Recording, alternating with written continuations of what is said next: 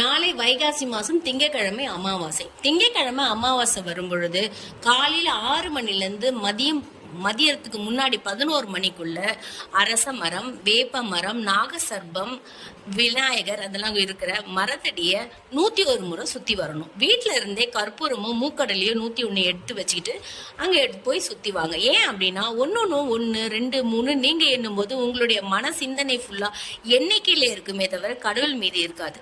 நீங்க அதை கையில வச்சுக்கிட்டு ஒவ்வொரு முறையும் ஒரு பில்ல கற்பூரம் வாங்கிட்டீங்கன்னா ஒரு முறையும் ஏத்திக்கிட்டே சுத்தி வந்த பலனும் கிடைக்கும்.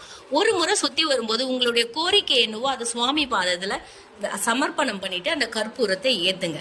முதல் வாட்டி ஏத்துட்டீங்கனாலே 2வது வாட்டி சுத்தி வரும்போது அந்த கற்பூரம் எரிஞ்சுக்கிட்டே இருக்கும், அதுலயே வச்சிடலாம்.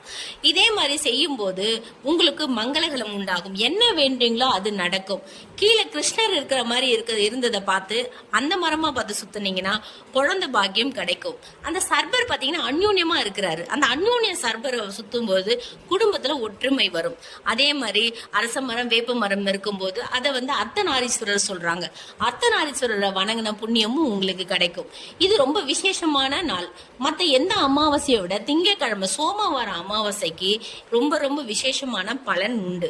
நீங்களும் அதை செஞ்சு பலன் அனுபவிங்க.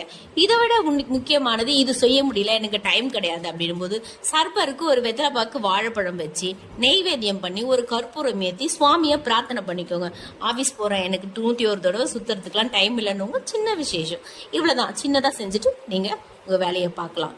எப்பவுமே நம்ம என்ன பண்றோம், எவ்வளவு பிரம்மாண்டமா பூஜை பண்றோன்றது கடவுள் பார்க்க மாட்டாரு, எந்த மனசோட பண்றோம் தான் பார்ப்பாரு. நீங்களும் சந்தோஷமா இருங்க, சந்தோஷமா எல்லாரையும் வைங்க, மகிழ்ச்சியா இருங்க.